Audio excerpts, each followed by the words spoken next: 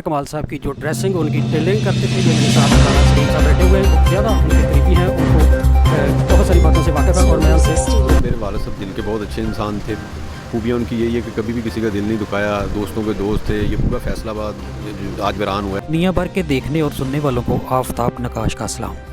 Pakistan film industry, stage और ड्रामों में मुख्तलिफ किरदार अदा करने वाले अदाकार सरदार कमाल उर्फ मेहदी, जो उनकी मरहूम वालिदा मोहतरमा कहकर पुकारा करती थी, 30 जुलाई सन 2024 लाहौर इकबाल टाउन में अचानक तबीयत ख़राब होने पर इस दुनिया फ़ानी से कूच कर गए।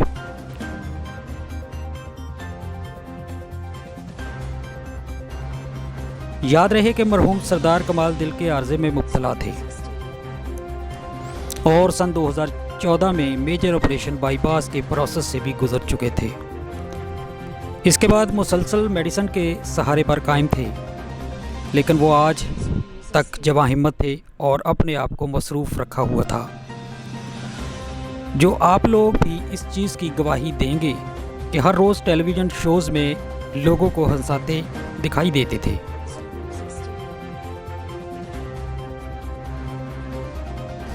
मुख्तलिफ इंटरव्यूज़ में वो इस चीज़ का इकरार कर चुके हैं कि वो मिरासी बनना चाहते थे, लेकिन आज तक न बन सके।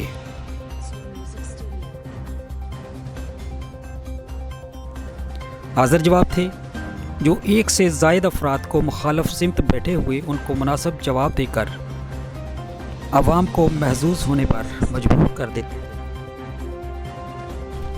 सरदार कमाल को फिल्म चूड़ियाँ में काम करने पर ज़्यादा फेम मिला, जिससे इंडस्ट्री में एक ख़ास मुकाम और पहचान हासिल हुई। उसके साथ साथ वो दोस्ती और इंसानी ताल्लुक़ को ज़्यादा अहमियत देते, जो एक ख़ास इंसान का ख़ासा होता है। उन्होंने अपने शोबा के लोगों में एक ख़ास मुकाम बनाया हुआ था, जो सिर्फ बातों से नहीं बल्कि प्रैक्टिकली खर्च करके बनाया जाता है। यानी नए आने वाले फ़नकारों को सपोर्ट और धक्का लगाकर मैदान में उतारा गया था, जिनके बेशुमार लोग उनके जनाजे में मौजूद थे और रो रहे थे। नाज़रीन इकराम, उनकी फैमिली बैकग्राउंड का रुख भी आपको दिखाना चाहूँगा। ये अपने वालिदैन की अकलौते बेटे थे और यकीनन लाडले भी होंगे।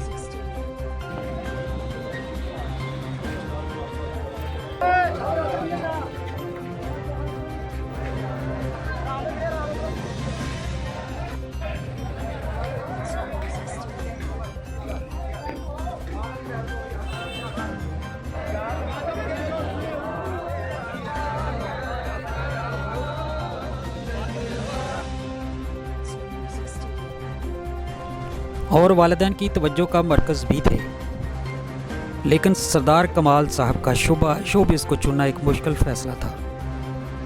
जो हमारे तजर्बे में बात आई है कि ऐसे शोबा के लोगों के घर वाले ज़्यादा इज़्ज़त नहीं करते। उसकी वजह यह है कि घर से दूर रहकर ये काम किए जाते हैं और घर वालों के वहमो गुमान में बहुत से सवालात उठते हैं और परेशान करते हैं।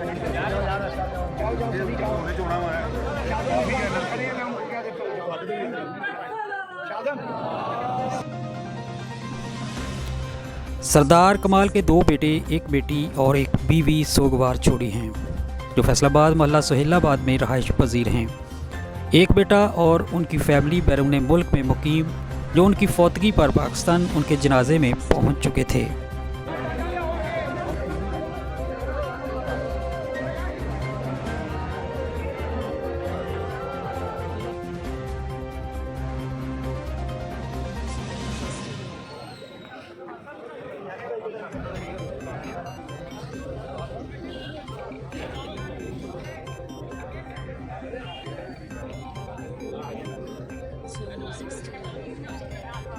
सरदार कमाल साहब के साथ आपका रिलेशन जो है वो कितने अरसे से है और आपने क्या फ़ील किया उनकी जुदाई के मतलब?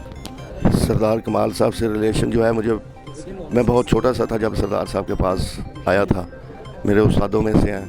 उस्ताद सरदार साहब एक दरवेश और फ़कीर आदमी थे।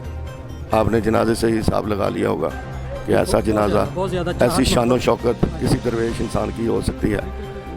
बस यानी पूरा डेरेदार बंदा था, दरवेश था, फ़कीर था। Very good, thank you very much. जी मोहतरम, ये मुझे सरदार कमाल साहब से ये थोड़ी सी गुफ्तगू के बारे में आप कीजिए। इतने अरसे से आपका रिलेशन और आपका जो इधर बहुत ज़्यादा आप में एक सदमा देखा गया, इसकी क्या वजह है?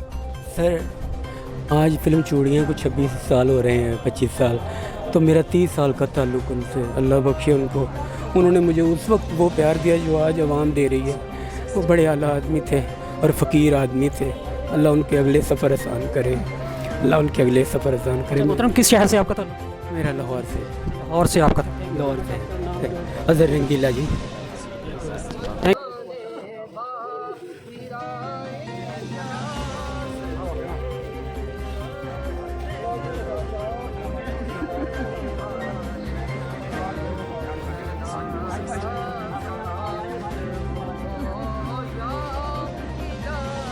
हम आज 1 अगस्त से शोबे से ताल्लुक़ रखने वाले ये अहबाब आप देख रहे हैं, और बहुत ज़्यादा सदमा फ़ील किया गया बहुत सारे दोस्तों ने।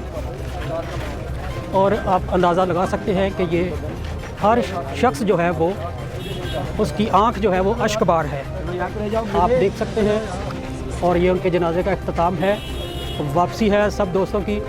और आम रूटीन में जो देखा जाता है कि वो लोग जनाजा पढ़ के चले जाते हैं वापस, लेकिन यहाँ पे जो प्यार मोहब्बत चाह देखी गई है वो आखिरी लम्हात तक आवाम वहाँ पे गर्मी के अंदर मौजूद। और नाज़रीन कराम, उनके नमाज जनाजा का जो ऐलान किया गया था वो फैसलाबाद के अल फतह ग्राउंड वहाँ पे अनाउंस किया गया, लेकिन बाद में ये फ़ैसला चेंज करके जगह का तब्दीली ऐलान किया गया।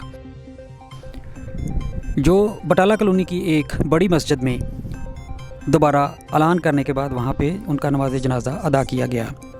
उसकी ख़ास वजह जो समझ में आती है वो यही है कि वो एयर कंडीशन मस्जिद थी और बाहर से आने वाले मेहमानों का ख्याल रखा गया और वो इलाका खचाखच भर गया।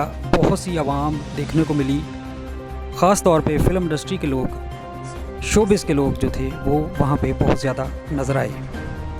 और उसके साथ साथ कुछ ऐसे मेहमान भी थे जो जनाज़ा पढ़ने के बाद वहाँ पे पहुँचे, वो भी ऐसे मेहमान देखे गए।